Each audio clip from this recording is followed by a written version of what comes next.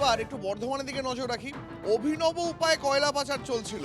টমেটোর আড়ালে চলছিল কালো হিরে পাচার। ছবি দেখাবো আপনাদের। আজ বর্ধমানের আউশ গ্রামে জাতীয় সড়কে একটি পিকআপ ভ্যান উল্টে যায়। সাধারণ দুর্ঘটনা, সাধারণ মানুষ দেখতে এগিয়ে যান। সেখানে গিয়ে চক্ষু চড়ক গাছ।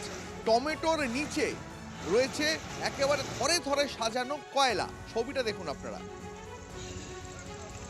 পূর্ব বর্ধমানের আউশ গ্রামের ঘটনা। জাতীয় সড়কে পিকআপ ভ্যান উল্টে যায়। সেখানে চলছিল কয়লা পাচার। সবজি টমেটোর আড়ালে অভিনব উপায়ে চলছিল কয়লা পাচার।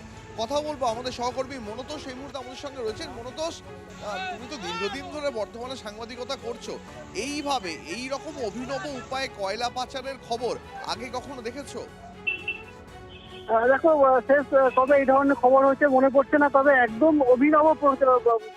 অভিনবভাবে কিন্তু কয়লা পাচার চলছিল এবং ইতিমধ্যেই আউশগ্রাম থানার পুলিশ যে পিকআপ ভ্যানটিকে আটক করেছে এবং সেই পিকআপ ভ্যানের নাম্বার প্লেট দেখে ইতিমধ্যেই তদন্ত শুরু করেছে যে গাড়িটি কার এবং গাড়িটি কোথেকে আসছিল, কোথায় যাচ্ছিল, তদন্ত শুরু করেছে। এবং যেটা দেখা গেছে যে 114 নম্বর জাতীয় সড়কের আউশগ্রামের গোবিন্দপুরের কাছে পিকআপ ভ্যানটি আসছিল বোলপুরের দিক থেকে বর্ধমানের মুখে, এবং গাড়িটি কোনো রকম ভাবে গাড়ির পিছনের চাকাটি যান্ত্রিক ত্রুটি দেখা যায় এবং চাকাটি খুলে যাওয়ার জন্য কিন্তু গাড়িটি পাল্টে খেয়ে যায় এবং তারপরেই গোটা বিষয়টি প্রকাশ্যে আসে এবং স্থানীয় মানুষজন যখন দেখেন যে গাড়ির মধ্যে ধরে ধরে টমেটো সাজানো হয়েছে এবং টমেটোর নিচে রয়েছে ওই বস্তায় বস্তায় কয়লা বোঝাই করা রয়েছে, এবং গোটা বিষয়টা দেখে কিন্তু সাধারণ মানুষের চক্ষু চড়ক গাছ হয়ে যায়। এই তারা যেটা জানেন যে এইভাবে অভিনব পন্থা কিন্তু কয়লা পাচার। মনে হচ্ছে যে নতুন সরকার যেহেতু কয়লা পাচারের বিরুদ্ধে একেবারে কড়া ব্যবস্থা নিচ্ছে, তাই এবার পাচারকারীরা এই ধরনের অভিনব উপায়ে পাচার করার চেষ্টা চালাচ্ছে।